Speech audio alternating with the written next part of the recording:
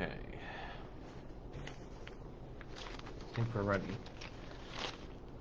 And we think comments came back to the right spot, so we'll see. All right, today is Wednesday, April 28th, actually. And we are back live with an update for North Tonawanda City Schools. And the exciting thing about this week is that Monday and Tuesday we welcome back a number of our K through 3 students in our 3 elementary buildings. And it was nice to get out to a couple of the buildings that I was able to get to see all the happy smiley faces, and for the most part everything went off very smoothly. So we're excited now to add the intermediate building on Monday, May 3rd. So they'll be coming back for the 4 days as well, and we hope that goes just as smooth. So some things that have been coming up and questions that I'm sure we'll get are about the end of the year, and some big things with the high school is always prom and graduation. So the prom committee is going forward with a prom in June, and I have to look at my calendar. I believe it's going to be the 11th. Sounds like it could be the 18th, but it's in June. It'll be at the Wurlitzer. It is for NT seniors only, which means in order to fit everybody with a big, large class, we know everyone doesn't go to the prom, but most of them do. The ability to bring a date from another district or another school won't be possible. And those information on the forms for filling out and buying tickets should all be on the student's Schoology. They're making announcements at the high school, and so we're hoping that if anything, that goes off without a hitch for them. There are a lot of restrictions and rules as far as how many at a table and who you can dance with, but the Wurlitzer is very well versed on it, and the prom planning committee is very well versed on it, so I'm sure it'll be fine.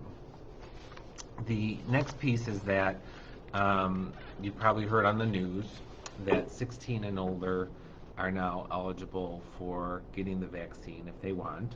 And the one caveat in is that it has to be Pfizer, can't be the Moderna.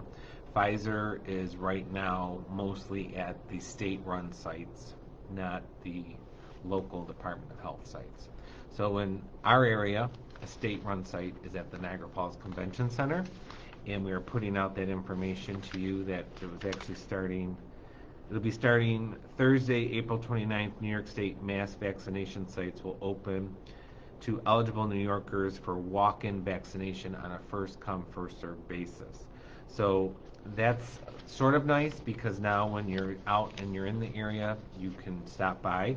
They open at 8 a.m. and I believe I saw that they're open till 7 p.m. somewhere. And you don't need an appointment. It is still 2 shots, and then it's still 2 weeks after your second shot before you're considered fully vaccinated. But I would encourage any parents who haven't been in a protected group yet to, if they want to do that, that's an option for them. If they're talking with their 16 or older child who thinks they want to get vaccinated, that would help as well. The positive is that the positive rate in Niagara County is on the downward angle, which is good. Our 7th through 12th graders in Niagara County were falling under the guidance that said we have to have under 100 positive cases per 100,000. And we're currently in the 240 range, but that was in the 300 range a week ago. So we definitely came down quite a bit. So we're watching that closely.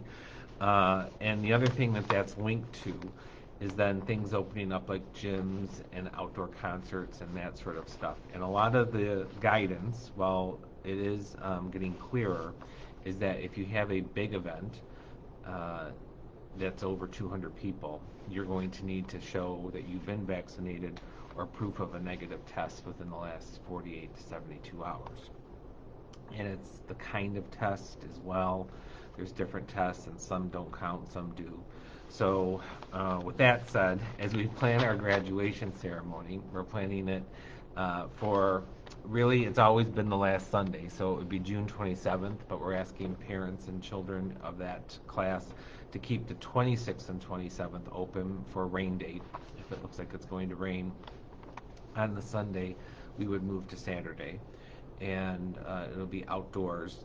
But I talked with Mr. Fisher, the high school principal, this morning, and when we got off the phone, I got into my email, and lo and behold, there was an update on graduations and guidance. So this changes by the day. I just want everybody to know that we are committed to having some kind of in-person graduation ceremony. Each district is doing it different again, and we're hopeful that these updates, they've all been getting less restrictive, which means we can have more people at one time for a graduation ceremony. So while we have the date, we don't have the specifics because the rules to the game keep changing, and we want to make sure we follow the rules. The other piece is that the senior class officials have been spoken to a few times and shown the details of what they have to have, and so we're getting input from the seniors as well as to what type of ceremony they would want. And overwhelmingly right now we're looking at something in person, probably outdoors on the multi-purpose field.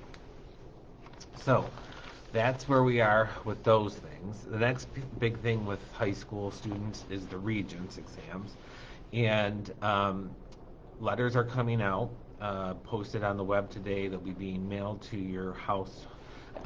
We hope to get them in the mail by Friday, so you will have them next week, if not this weekend, and for those that get out, maybe tomorrow, explaining all the options. So the Regents are offered, and your best bet really is to read these letters and guidance that we're sending out and to make an educated decision based on your grades, because you have to have either a passing course or the Regents, or in some cases both, but with the the Regents being optional, and you don't pass the course, you will not, get the credit for moving forward. So if there's any danger of anybody who feels like they might not pass a course that they're in that ends in a Regents, they should challenge that and try and get a nice grade on the Regents, because if you pass the Regents, then you would pass the course. All this is spelled out in detail, and it's coming to the webpage. It's going to be posted a link on Facebook, and we'll be mailing it to houses as well. So there's no danger of anyone not getting the information, and I'm sure the middle school and the high school both will post it in Schoology. So that'll be out there for you. Let's see what our first question says. Will there be summer school for elementary school kids? I see some other districts are trying to do some sort of 6-week program. I think it was Niagara Falls that I've seen. So it probably was Niagara Falls because they like to be on the news quite a bit, and they take their sound bites and put them out there quite a bit. I actually have a meeting at 3 o'clock today to discuss what summer programming might look like here in North Tonawanda. The reason you're going to see a lot of districts offering it is twofold. Number one, we know kids didn't get a full school experience this year, and we want to make sure that they're maintaining skills over the summer or catching up if need be.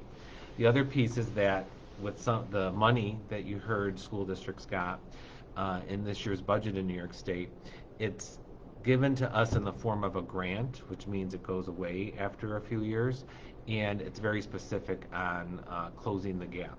So summer programs fit that for closing the gap. So our planning meeting is today at 3 o'clock, and I hope that next Wednesday I can give you more information on that and how long it will be and how to run and who can register. The issue is, I'm putting it out there, it's summer, and it's new, adding staff and staff that have to commit to it. It's also not going to be mandatory, and there's no way I can offer it to every student in North Tonawanda. So there will be limited seats for the program that we have, but we will help you get in there as best as you can, and we're looking at maybe 2 sessions. So if you don't get into session 1, there's an option for session 2. So that's all part of the planning stages we're in, and we will get those details out to you as soon as we have them set. It will not start until July 5th, so those people who are waiting, session 1 is scheduled for July 5th after the July 4th holiday. So you can keep that in mind, but you have plenty of time for us to get you the information and decide if 1 or 2 sessions would work for you, and then if the seats are available. So we have that information out and coming. I told you about vaccinations, I told you about prom, I told you about graduation, and what else? Regents exams, that's a big one, as well as our elementary program starting back up to the 4 days a week.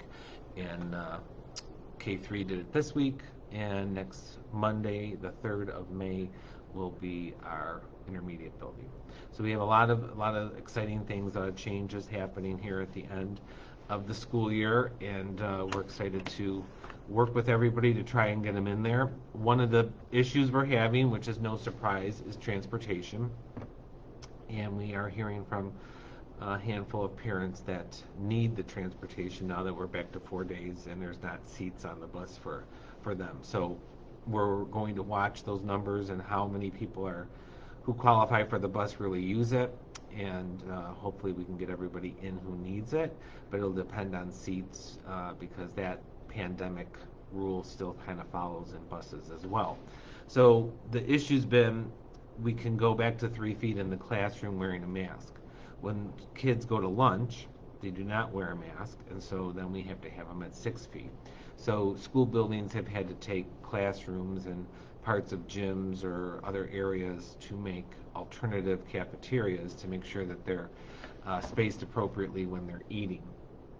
Same thing for the bus, right? Like we only have X amount of buses, we can only fit so many on wearing a mask, and so that's where we run into that problem. Other things that are happening in the district is that we are getting ready for our budget vote.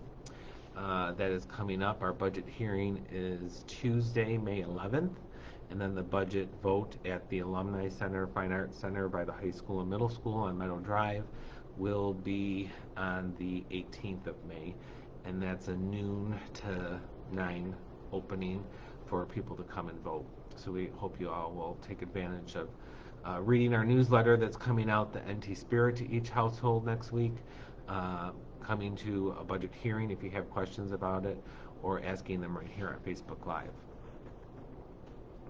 Just an update. Thank you for the update. So I think we've got everything covered. It seems like it's a short one for other things we have going on in the district, but maybe that's because we've been doing a good job of getting the information out, using texting now and our phone call system to let you know what's happening.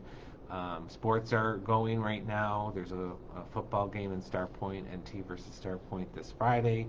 So we're trying to get back to normal as soon as possible. So please, follow us on the webpage, follow us on Facebook, and we wish everybody a safe, dry week because it looks like the rain's starting out there now. So take care, everybody, and if you have questions, you can type them in at any point, and we'll get them to the right person and get you your answers.